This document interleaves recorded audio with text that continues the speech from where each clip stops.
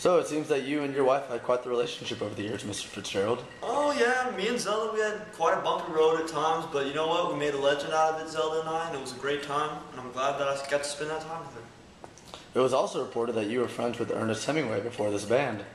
Well, yeah, me and Ernest, we went way back, actually. We had a lot of good ideas together, really bounced some ideas off of him, really helped me as a writer, I would say. Was life in New York really as good as everyone says? New York was great. The atmosphere around it really stimulated me as a writer, and I enjoyed all the people that I got to meet there and really grew a lot of my ideas. I also heard that you and Hemingway visited France a lot. Did that have any influence on you as a writer? Well, me and Hemingway, we were always great friends, and being in a scene like France, it really helped our ideas. It really stimulated the mind and really grew a lot of our writing topics. It was a great time. So what do you think of today's modern time? Well, today I'm not a real big fan of the writing of today. All this vampire romance stories. I mean, is that the best you can do, really?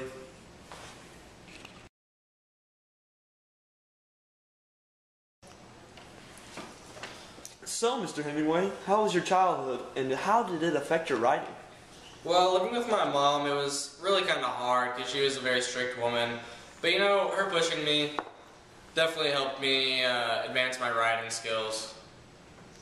So I heard you spent a lot of time in Cuba. What was your favorite part of being on the island? It was definitely the sea. The sea helped me evolve, I guess, as a writer. Well, what about the sea did you enjoy? You know, I guess it was just the whole being surrounded by water all the time. It made me feel really free, and that was just a great feeling. How did this influence your writing? You know, I definitely put it in a lot of my stories, so it's definitely a main component of my writing. And so I would have to say that it was one of the only constant things in my life because it was always there. And so I really like that aspect of the sea. So how did your whole group get to meet again? You know, I don't really remember because I was sitting in a bar one night, and next thing I know, I woke up in the morning, and apparently I was in a band. Yeah, it happens.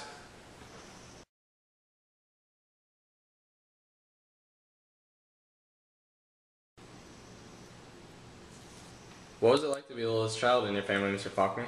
You know, it was really tough and everything. I was oldest of 4 sons. You know, it really helped inspire some of the characters in some of my best novels. How did growing up in Mississippi influence you as a writer? I really enjoyed the southern county and the countryside itself. It really played a setting in most of my novels. What in your mind was your best work as an author? Well, you know, I loved all of my works. I wrote because it was a hobby of mine, and if I had to choose one, I'd have to go with The Sound and the Fury. What do you think? Mr. Faulkner? You know, it's fancy, all your computers and your self-driven cars, and y'all don't really write very well, but you sure got great food. Well, I know you're a man of the South, so how did you like our chicken? I'm too drunk to taste this chicken.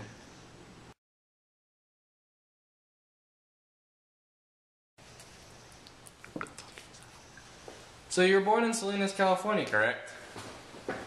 Yes, that is correct. How big of an influence did it have on your literature? Well, as you can see from probably my most famous novel, it had a very big influence on my literature, especially during the Great Depression era. I felt as though the American people needed a story of hope to get them through these dark times. So what do you think of these modern times that you're, in them? Oh, these modern times, I absolutely love them. I mean, this laptop, I take it with me wherever I go. I mean, it's absolutely incredible as the technology that is here today.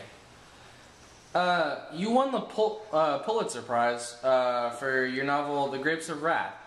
Do you feel as though this was your best work?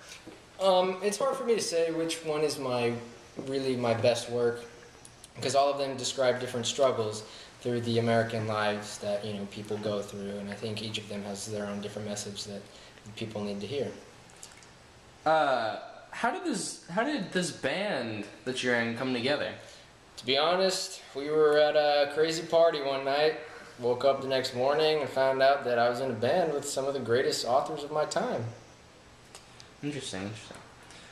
So, you yourself are not a big drinker. What is it like to be in a band with, to put it bluntly, these alcoholics?